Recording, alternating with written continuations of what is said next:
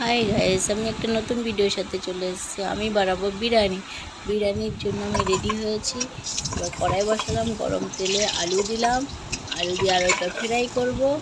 Fry করে আলুটা ভেজে নামিয়ে নেব। নামিয়ে নিয়ে এখন আমি দেবো তেজপাতা, গোটা জিরে দিলাম, পেঁয়াজ কুচানো দিলাম। পেঁয়াজটা একটু ভেজে নিয়ে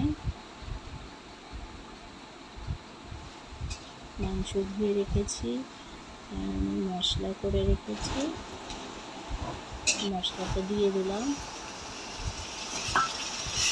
মশলাটা নেড়ে টমাটো দিয়ে দেবো, টমাটো দিয়ে দেবো নুন, নুনের পর মতো হলুদ গুঁড়ো, টমাটো লঙ্কা গুঁড়ো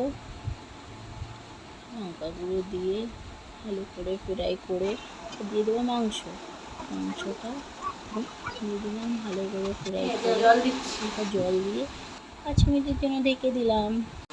দেখো আমার মাংসটা হয়ে গেছে।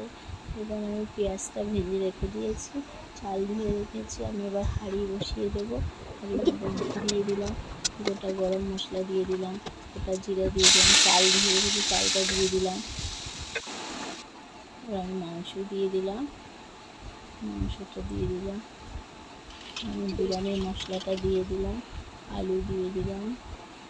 আলু দিয়ে আমি একটু 4টা লেগে জল দিয়ে দিলাম, পেঁয়াজ ভাজাটা দিয়ে দিলাম। এবার আমি 5 মিনিটের জন্য আমি ভাপাতে দিয়ে দিলাম। বিরিয়ানি হয়ে গেছে।